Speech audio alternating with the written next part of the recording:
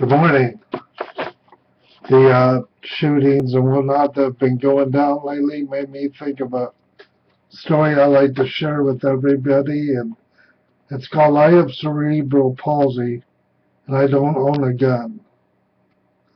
Some people in wheelchairs do own guns, and that's a personal choice. My mother, traveling around the world to pray for me before she died, spoke to me about her strong faith. As a child, I had my own interpretation of God, and I felt that I was born and supposed to have cerebral palsy for a reason. I never heard of Jesus Christ saying we should all own guns. In the 1960s, I was anti-war, and I still am today, but I realized in the 1960s, when two of my brothers were called to serve in the war, that war is a reality. So I have always showed respect to those who have served. 30 years ago, I had a Reliant K car. It was a two-door, and I was using mostly a push wheelchair back then, not an electric wheelchair. I could slide it into the back seat of my car. The tires popped off and the wheelchair, and it was pretty easy just to slide the tires back and then the seat back.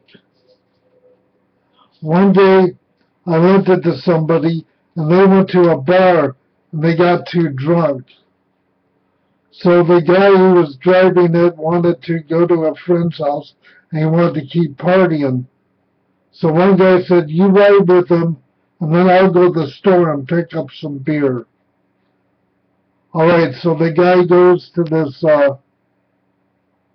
liquor store, Scott's, and he leaves the car running, he said. And then he said, well, two niggers jumped into the car and they stole it. Well, I didn't know about this supposedly happened. And then the next day I thought, well, they spent the night somewhere and they'll come back with the car. Well, he didn't come back with the car. And I found out, I had reported it stolen. And they found it later on the west side of Fresno, and there had been 600 miles put on it. And he came back like after 4 days, and even when the cops found the car, there were evidence of crack being smoked in the car. And what he did is like called renting it out. You get rid of a car if someone will give you drugs, and then they use it and they abandon it because they know that it was reported stolen.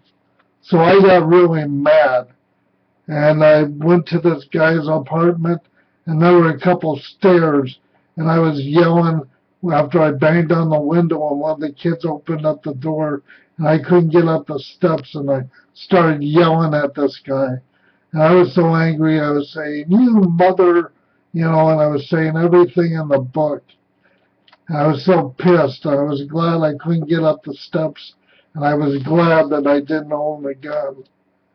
And his wife, she worked for our apartment complex at the time, so I called up the people who were managing this place, and I complained about this guy, and I found out that he wasn't even supposed to be on the property.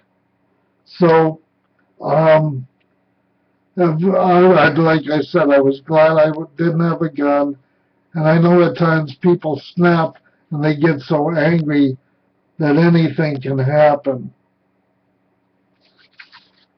I think about things like the CIA, FBI, organized crime, and everyday people. I have for years now. They all affect our lives in one way or another, and they probably have for almost 100 years now. As long as man will exist on the planet, so will they probably be a part of our daily realities.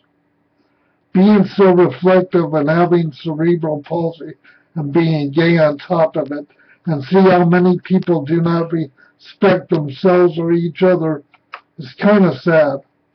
Often at times people like me and society are ignored.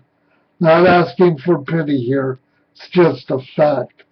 If I had a gun and felt depressed or let down by society, or even felt invisible by society, that could be dangerous for people like me. Many a writer or an artist with guns we hear far too often end up killing themselves with a gun. People say we have to have guns to protect ourselves from each other. So many people claim to believe in God, Jesus Christ, or spirituality, and we are told to love one another. But if everybody has guns and we don't really believe in God or love, then what? What about the crazies who do not believe in love or respect, John? People like that have and always will be. I guess many people do not respect cops or our military. Stephen Hawking, I think, is right. If we don't trust one another in our humanity, we will end up destroying each other. Guns and drugs are in every community, and so are gangs all over the world. What causes people to join gangs and bind together? What causes them to hate and disrespect other people?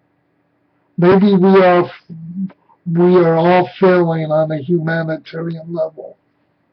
People need to stop posting on Facebook and other sites wanting approval for from everybody else, from everything that they do every day. This is cyber reality. Picking up a phone or talking to one another, that is real, and that is real time. Why are we afraid of one another? And why don't we trust one another? The simple answer is our technology. It brings us closer and it also makes us fear one another. Try to be real and authentic. I must admit at times I find it hard to believe in others because the powers that be, they too have messed with my heart and soul. Everybody wants love and respect, and those that don't often get it turn against society. My birth mother, Dad, and Mom, and Brother Mark, all of them were not quitters, and their example has given me strength with others when I feel rejected or ignored by society. They lived their life to the fullest till they died. I have cerebral palsy and in a wheelchair, and so many people are afraid that people are going to take away their guns. John Lennon once sang, "One thing you can't hide is when you're crippled inside." 4 shootings in 4 days in Fresno. Let's hope people in Fresno and other parts of the U.S. stop flipping out and shooting one another. Peace and love, and if you believe in God or spirituality, then I don't believe that we're put on this earth to cause pain to one another. But lately, I see a lot of pain inflicted on one another in the news. Be good to each other. Peace and love. Have a good day. Bye.